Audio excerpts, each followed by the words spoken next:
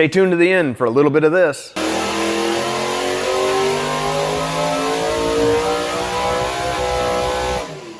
Hey, this is Davin with Hagerty, our Redline Rebuild updates. Working on our small block Chevy, and as you can see, it is clean. It's been, I've ground down all the sharp edges, polished it, so on and so forth. And we are now ready for our painting process, or getting to the paint room. That's our main goal here. I did go through and already painted some Gliptol in the valleys, as far as the lifter valley and the timing chain valley. And the reason I do that, I like to seal that off. It makes it look good, and quite frankly, if you have some time in between, it's gonna get some flash rust and it just stops it, and it's a perfect time to seal all that off. Of course, it also helps all the oil run smoother and all that jazz. Some people like it, some people don't, whatever. So today, taping everything off. I'm gonna go through and, I'm gonna use masking tape on everything. I find that I use just as much tape even when I add some paper, so might as well do all tape. I'm gonna put tape on everything going across. I like to take my gaskets and lay them over the top. Position-wise, we'll set them on there and I'll trace out. The reason I do that is when I'm done, I don't wanna see bare when I put the head on. So, of course, that'll rust, right? And the whole point is stop it from rusting. So we'll put this on, square it off, cut it a little bit deeper. That'll give us a nice surface when we're done as far as paint is concerned. And then Daryl and his boys over at Traverse Body and Paint get to do their magic. And it's gonna be a gorgeous orange, because that's what all street motors are. Race motors are black, street motors are orange. I guess if you're a Chevy guy.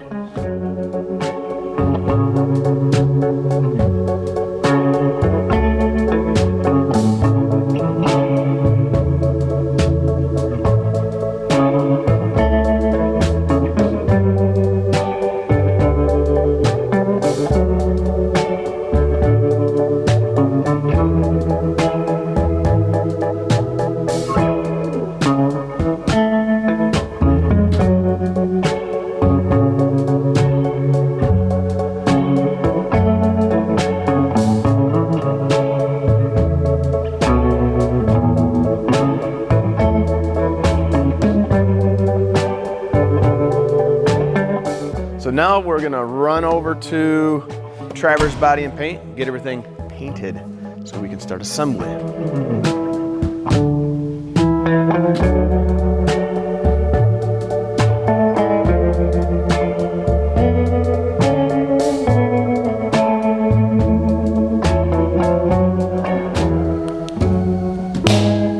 Okay, here we are. All right, so we have everything laid out in the paint booth, separated out by, well, how the process is gonna go. So we got our engine block over there on the engine stand, so we'll be able to rotate that over, hit all the angles. Heads are up on stands, so we can kind of get up underneath and hit all the angles. Also our intake manifold sitting here. Water pump and these little hooks on here. This will get just clear, and then these will get orange. And then lastly, we have our tin work, as some people will call it. So you got our timing chain cover, our oil pan, and our valve covers. Now, my concern with these, to make them look good, is they have a little bit of pitting up here on the surface, both on the oil pan and on the valve covers. So in this section, we're going to do we're going to do an epoxy sealer or primer, and then we're going to put some sandable primer on top of them before they get color. So you're not going to see these get orange here. They will get done afterwards, but then everything else will turn orange as the afternoon here progresses. With that, I need to go through and wipe everything down with wax and grease remover. So my rockauto.com tip of the day is, after you sandblast everything, after you wipe it down once, after you tape it, and you get it all set up, put on some rubber gloves for the protection of your paint job, and wipe everything down with wax and grease remover. That way there are no fingerprints on them. John.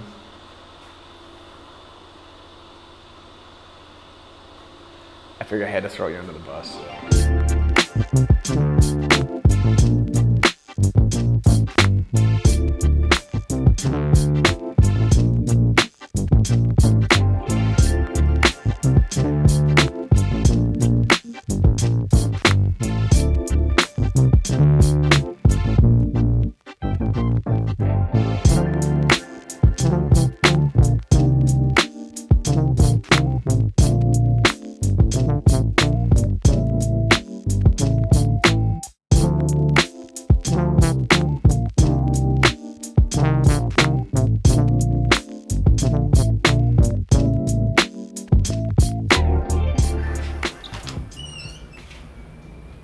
we go see what it looks like? I got my mic on? Yeah. Is it? Yeah. Dang. I've done this twice. Professional. Sweet. Ooh, look at that. There we go. There's a street motor color. Beautiful. I always like it when it changes color. I don't know why. Color is such a satisfying thing. Next time you see these out of the paint booth, we'll be over at our shop, ready for assembly.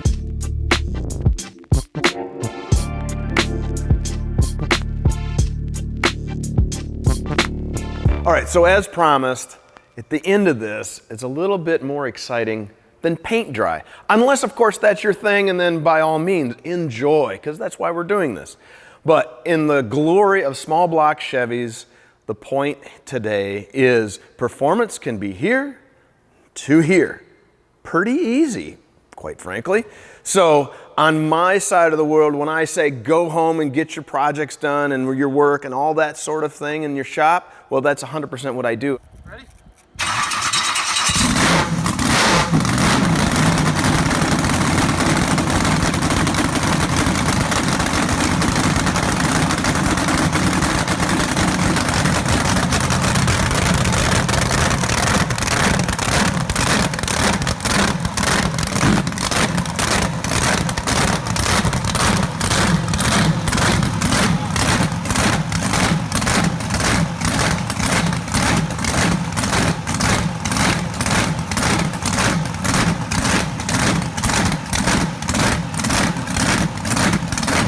So at home, I have a front engine dragster that I've been racing for the last 5-6 years, and it was kind of time to get a little bit above the injected small block and go to a blower motor, which I've been wanting since I was a kid. But now for a little bit of detail on the motor, it's a 400 cubic inch small block Chevy.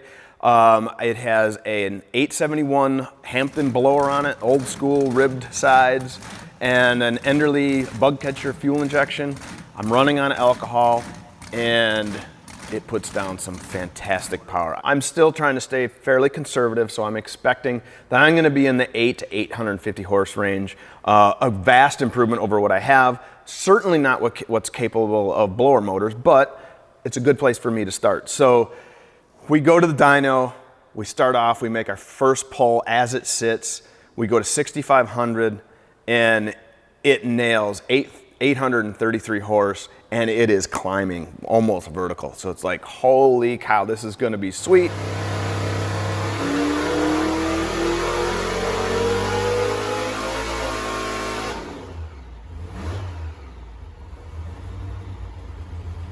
So then we made a few changes here and there, raised our RPM up, and basically trying to find that peak or where it tips over from a power curve.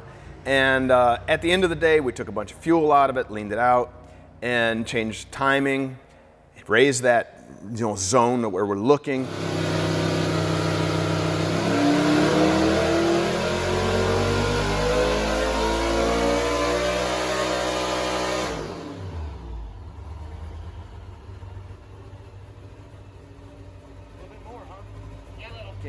And we ended up at 1060 at 7,500 RPM, and quite honestly, still climbing.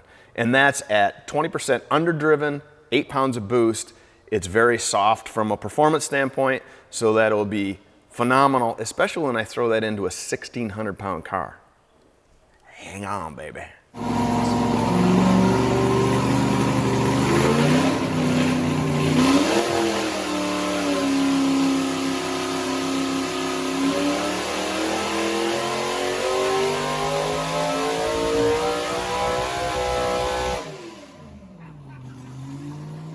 So thank you for indulging me on what I really enjoy. Hopefully you do as well. And as we get things put together in the car for this year, maybe I have Ben and John come out there and do some filming and show you the car and the motor in action.